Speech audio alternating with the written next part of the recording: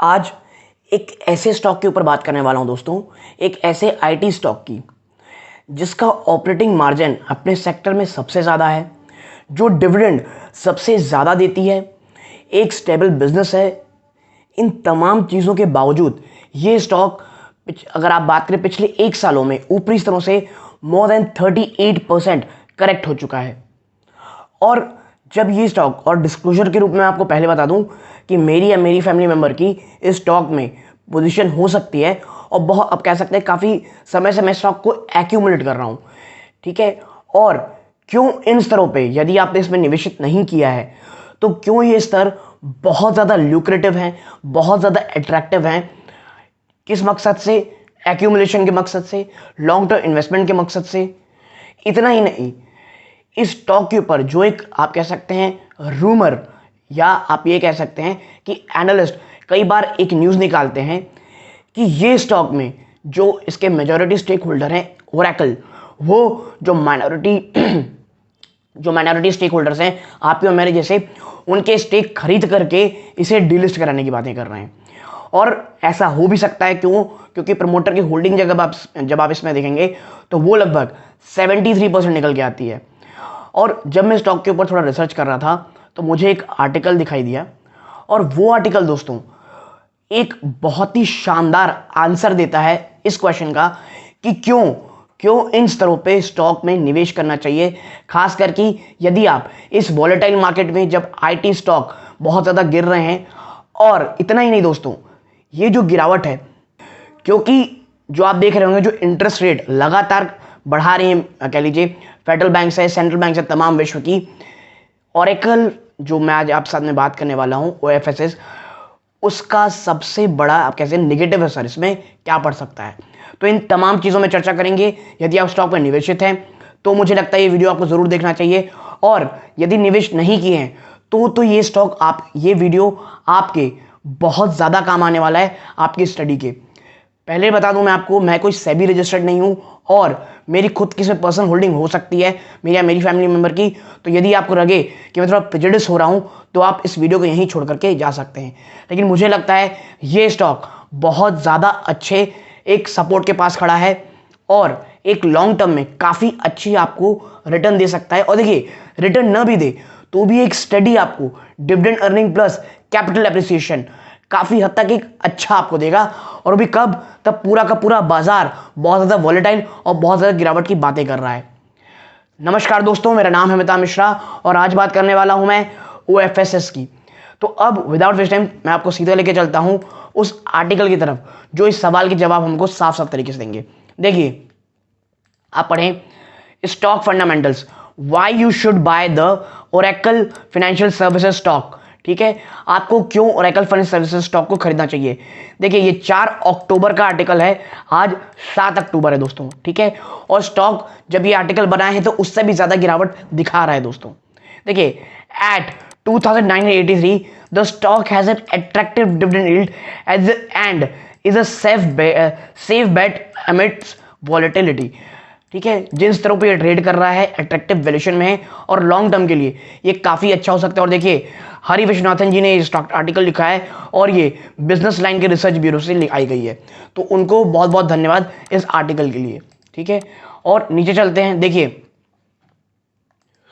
आप पाएंगे investors with a long term prospectus can buy the share of OFSS Oracle financial services limited in our BI portfolio edition dated August 24।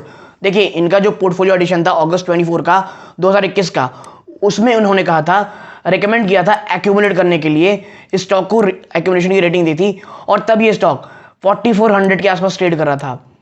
अब आप समझिए वहां से, और मुझे काफ़ी अच्छा लग रहा है कि इतनी ईमानदारी से, इतने आप कह सकते हैं ट्रांसपेरेंटली इन्होंने साफ साफ कहा कि 4400 में, क्योंकि ये चाहते तो इस चीज़ को हटा सकते थे।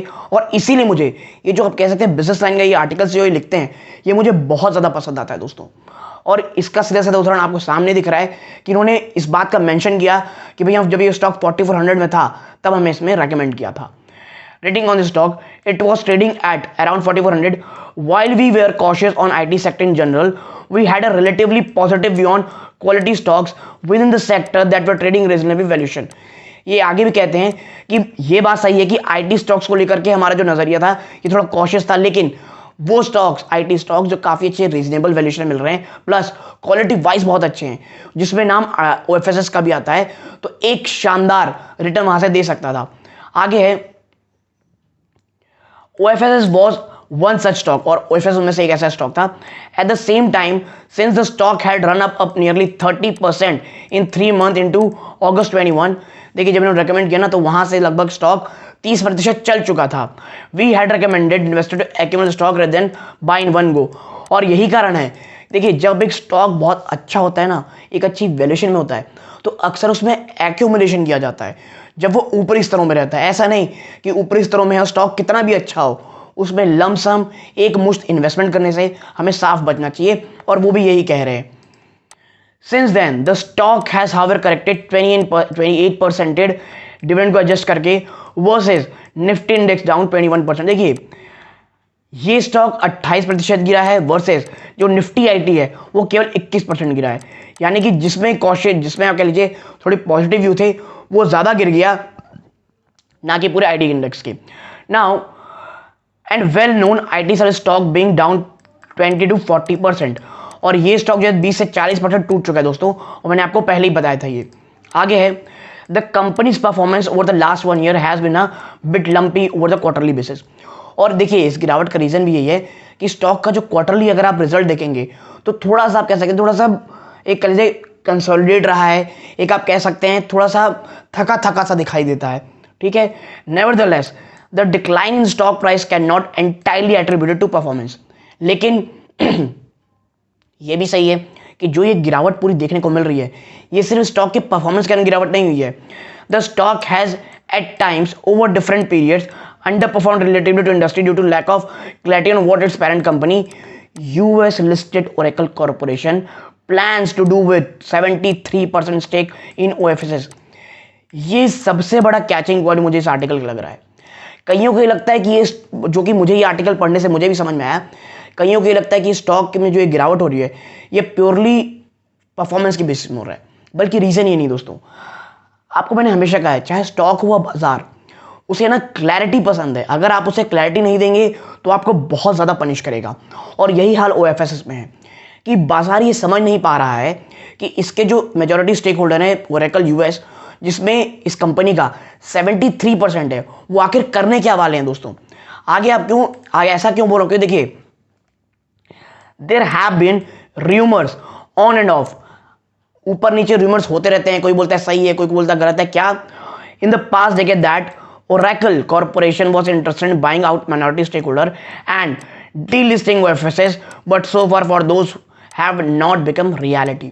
ठीक है, ऐसा कई बार सुनने में आता था कि भाई जो माइनॉरिटी स्टेक होल्डर है उसे खरीद करके OFSS उसके जो डीलिस्ट इस कंपनी को डीलिस्ट कर लेगी, लेकिन ये कभी सच्चाई में परिवर्तित हो नहीं पाया ये दोस्तों। आगे है post decline in the last year the stock now trade at a very attractive valuation of 11.5 times 1 year forward earning Bloomberg.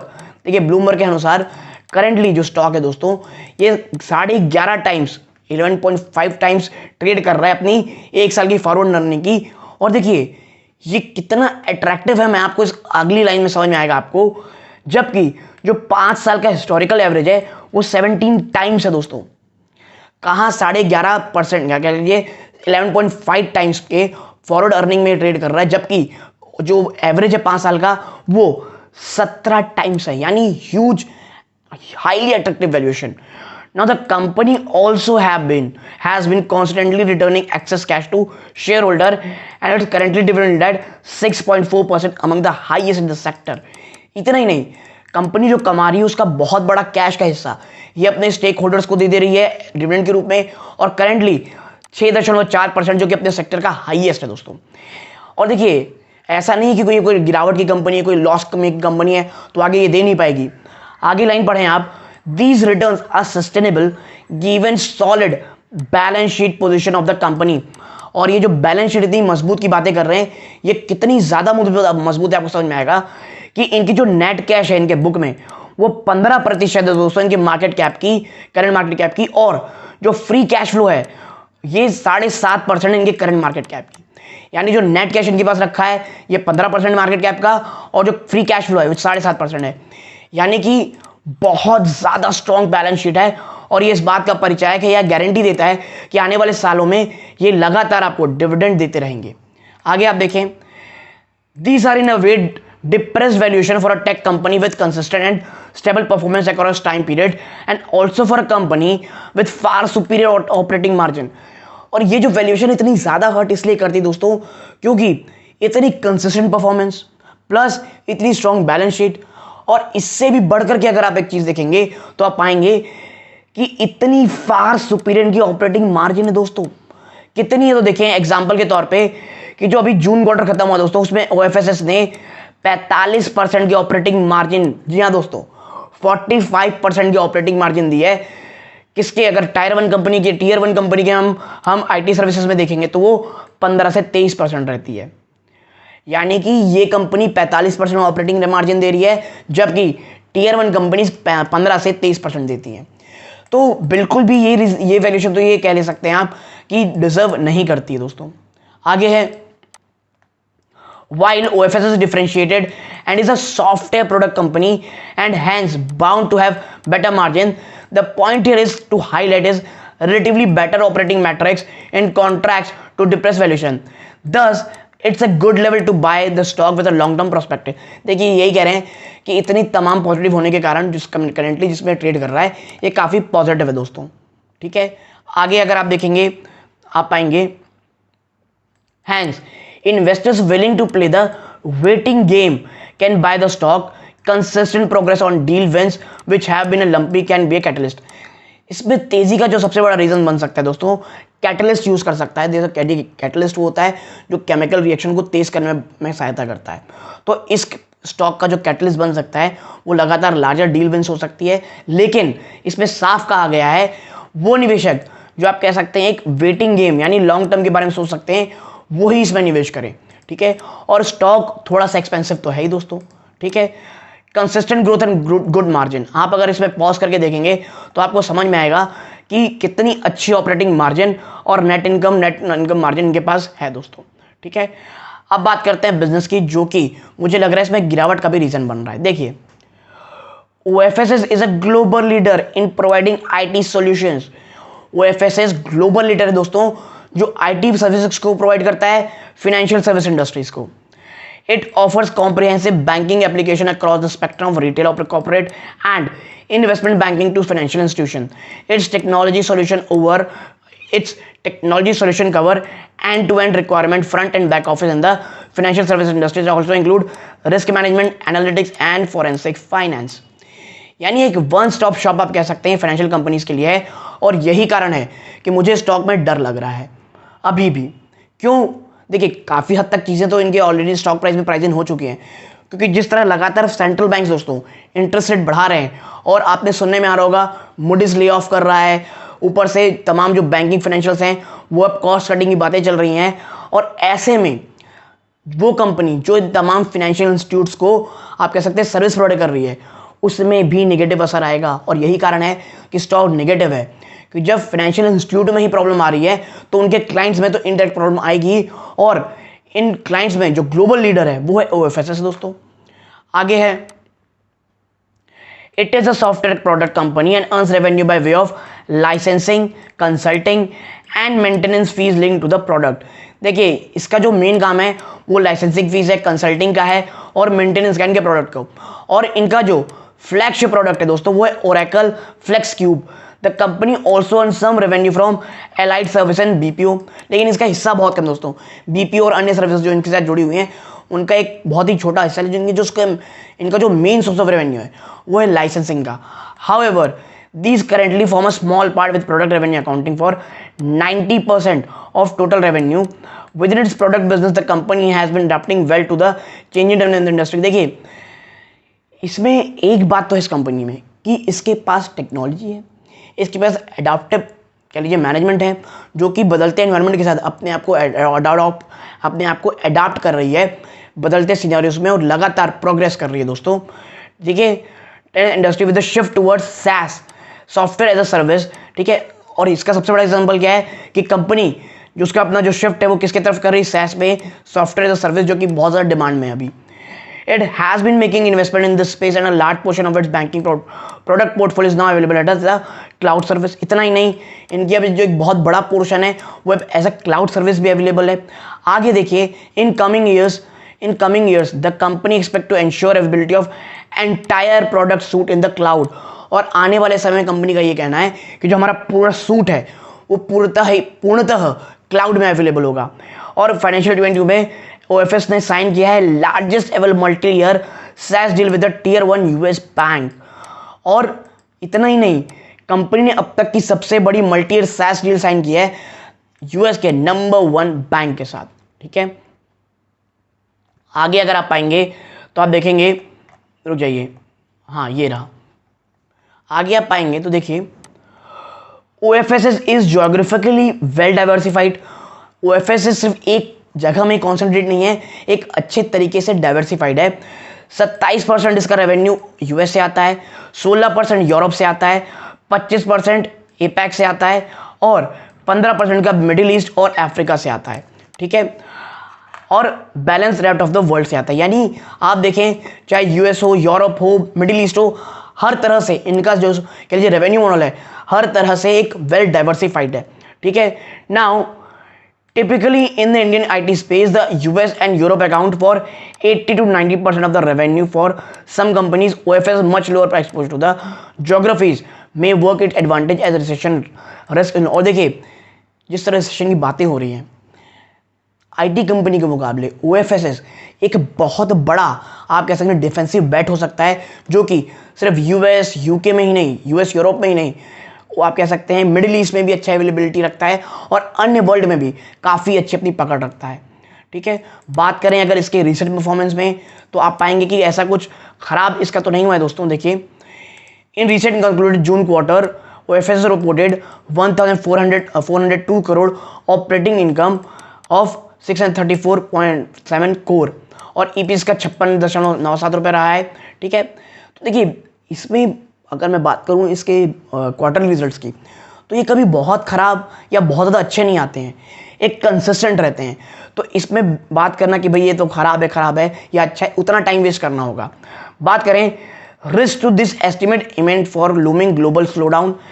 Banking is a sector that is highly correlated to the fluctuations in the broader economy and thus may be hit when recession comes through in the next few quarters. But given the OFS operates in segments that are critical to the regular functioning of banking activities, it may still far literally better without any serious damage. Dead pipeline। देखिए, ये तो है कि उसमें problem आएगी, लेकिन जो OFS है दोस्तों, वो एक ऐसा सॉफ्टवेयर या ऐसे काम में है जो बैंक के रोज़मर्रा के कामकाज को चलाने में बहुत ज़रूरी है।